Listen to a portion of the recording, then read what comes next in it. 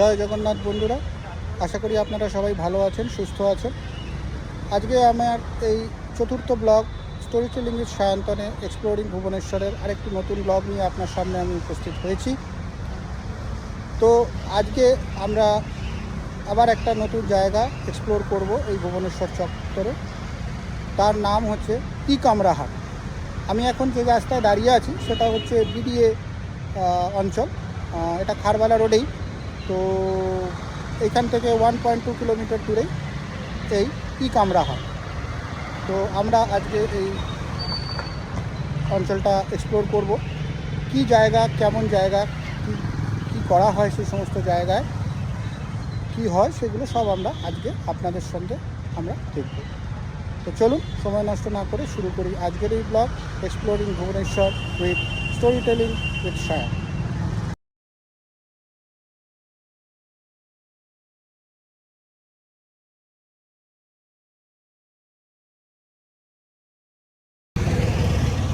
যেমনটি বন্ধুরা আপনারা দেখতে পাচ্ছেন, আমি এই রাস্তা ধরেই সোজা এগিয়ে যাচ্ছি ই কামরাহাটের দিকে। আর মাত্র 100 মিটার দূরেই ই কামরাহাট। তো আমি তখন যে জায়গাটায় ছিলাম সেই জায়গা থেকে ই কামরাহাটে আসতে একটু সময় লেগে গেল, রাত্রির হয়ে গেল, কারণ ওই অঞ্চলে আমার কিছু অফিসিয়াল কাজ ছিল, সেই কারণে আমার আসতে একটু দেরি হয়ে গেল, একটু রাত হয়ে গেল।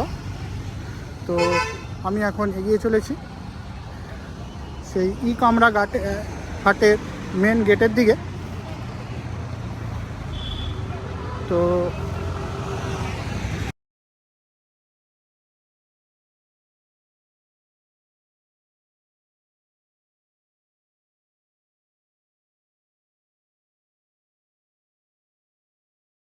মেন গেট থেকে মোটামুটি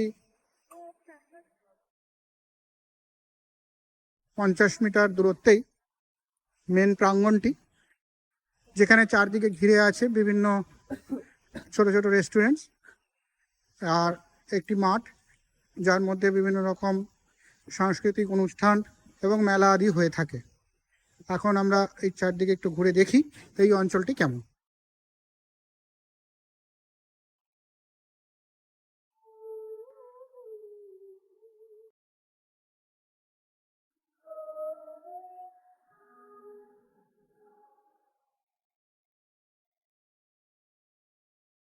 মূল প্রবেশদ্বারের পরেই আমরা এই যে এন্ট্রান্সের সামনেই দেখতে পাচ্ছি ক্যাফে সিটি বলে একটা জায়গা, যেখানে রোলস অ্যান্ড অন্যান্য ফাস্টফুড পাওয়া যায়।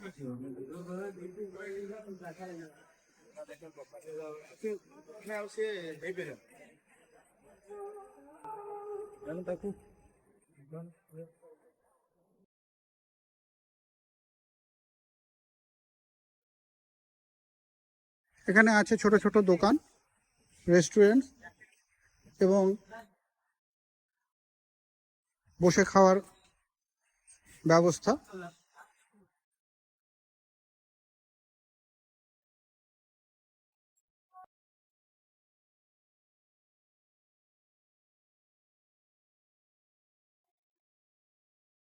এখানে একটি ওয়াটার ফাউন্টেন আছে, তবে এই মুহূর্তে এটি বন্ধ আছে।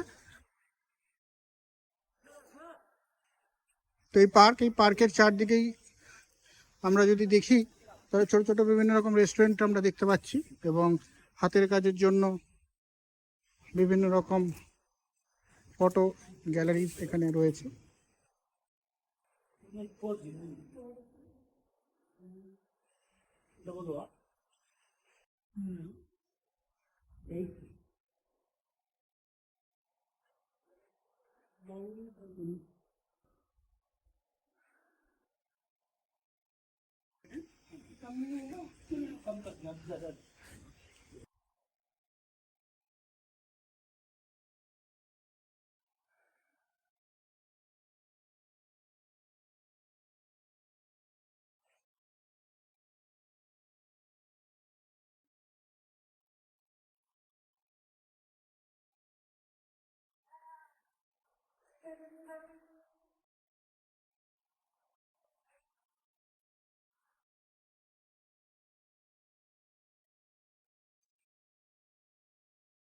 এখানে বিভিন্ন আর্ট পিসেস রাখা আছে, আপনারা দেখতেই পাচ্ছেন।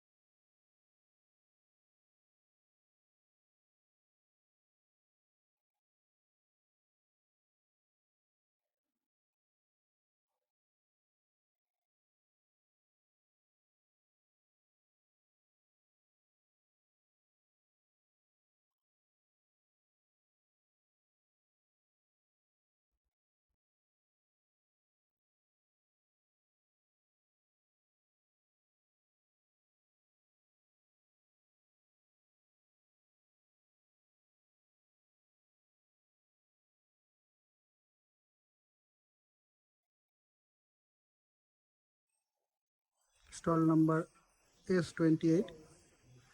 আপনারা যদি এখানে আসেন তাহলে অতি অবশ্যই স্টলে ভিজিট করুন।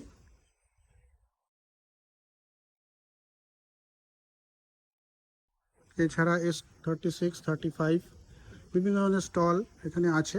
সামনে বায়োনিকা রয়েছে, যেটা হস্তশিল্পের জন্য বিখ্যাত।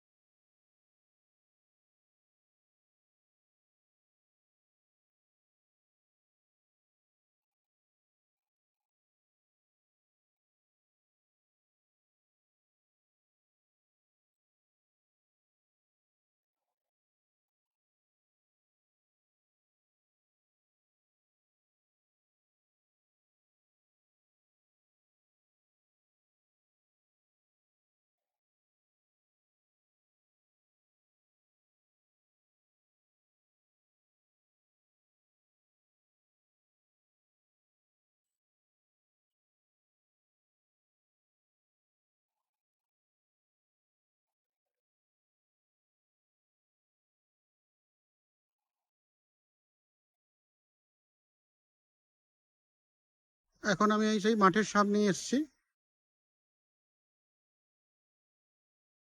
যে মাঠটার কথা আমি বলছিলাম একটু আগে, এখানে বিভিন্ন রকম কালচারাল অনুষ্ঠান এবং মেলা হয়ে থাকে, শীতকালীন মেলা। সামনে দেখুন বিভিন্ন রকম বাঁশের খুঁটি পোতা হচ্ছে এবং তারই আয়োজন চলছে। মোটামুটি কিছুদিনের পরেই এখানে প্রাঙ্গণে মেলার একটা ব্যবস্থা করা হবে, ছোটোখাটো মেলা। তো এই শীতকালীন মেলা এখানে হয়েই থাকে বিভিন্ন সময় আদিতে। এই জায়গাটা অত্যন্ত সুন্দর। সন্ধ্যাকালীন সময় এখানে বিভিন্ন ধরনের মানুষ এসে থাকেন এবং তার সময় এখানে কিছুটা হলেও ফ্যামিলির সঙ্গে হোক, একাকী হোক বা বন্ধু বান্ধবের সঙ্গে হোক, এখানে এসে অতিবাহিত করেন।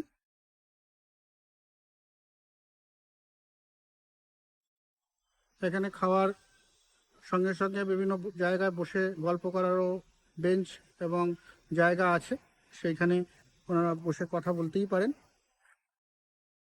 আপনারা দেখতেই পাচ্ছেন এই কামরা হাট যে জায়গাটা এখানে ভুবনেশ্বর মিউনিসিপ্যাল কর্পোরেশন বানিয়েছে বা তৈরি করেছে, সেটি অত্যন্ত সুন্দর একটা জায়গা। স্থানীয় মানুষ এখানে বিভিন্ন সময় এবং এতে এসে এখানে বসেন, এনজয় করেন এবং এখানকার অ্যাম্বিয়েন্সও খুব সুন্দর। আপনাদের যখনই আপনারা কখনো ভুবনেশ্বরে আসবেন বা থাকবেন, নিশ্চয়ই এই জায়গাটা একবার দেখে যাবেন, নিশ্চয়ই আপনাদেরও ভালো লাগবে, এখানে এনজয় করবেন। আমিও যদি একটু রাতের সময় এসেছি, তাই লাইটটা কম হলেও এই জায়গাটা রাত্রেবেলাও খুব সুন্দর লাগে, আপনারা বুঝতেই পারছেন জায়গাটা দেখে। এখানকার আনুষঙ্গিক দৃশ্য দেখেও আপনাদের নিশ্চয়ই ভালো লাগছে। এখানে এই সামনেই পার্কিং এর ব্যবস্থা আছে। এটাই হচ্ছে মেন রাস্তা, যে রাস্তা দিয়ে আমরা এসেছিলাম ভেতরের দিকে। আবার এই রাস্তা দিয়ে আমি এখন বাইরের দিকে বেরিয়ে যাব মেন রোডে।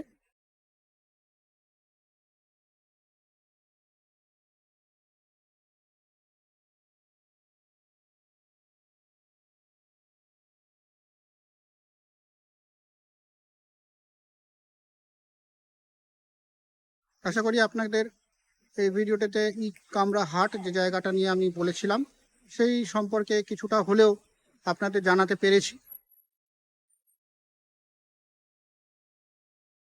যাই হোক,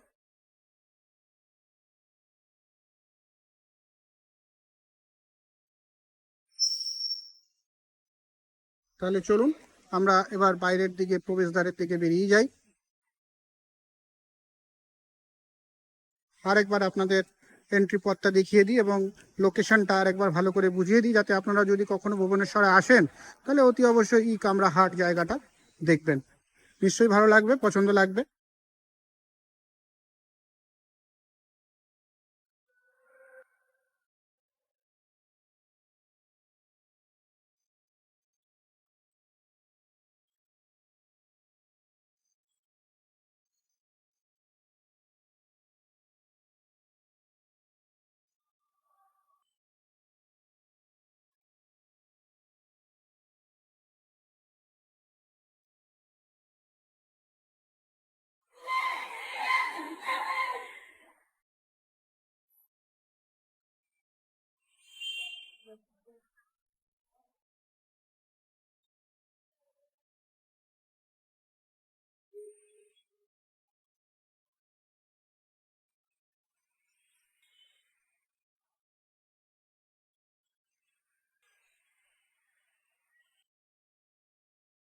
এবারে ভিডিওটি শেষ করার আগে একবার লোকেশনটা বলে দিই।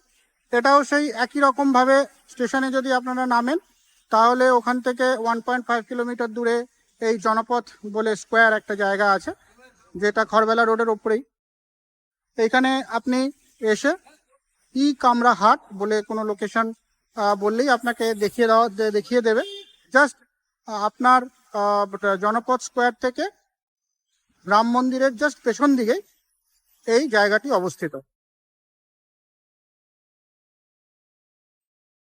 এবং এটা খুবই প্রসিদ্ধ জায়গা বা নামকরা জায়গা, তাই যে কেউ বললেই এই জায়গাটি আপনাকে দেখিয়ে দেবে। তবে স্টেশন থেকে খুব কাছেই খড়বেলা রোডে, আরেকবার বলি, জনপথ স্কোয়ার, তার পাশেই রাম মন্দির আছে। একদিন আপনাদের রাম মন্দিরও নিশ্চয়ই নিয়ে যাব।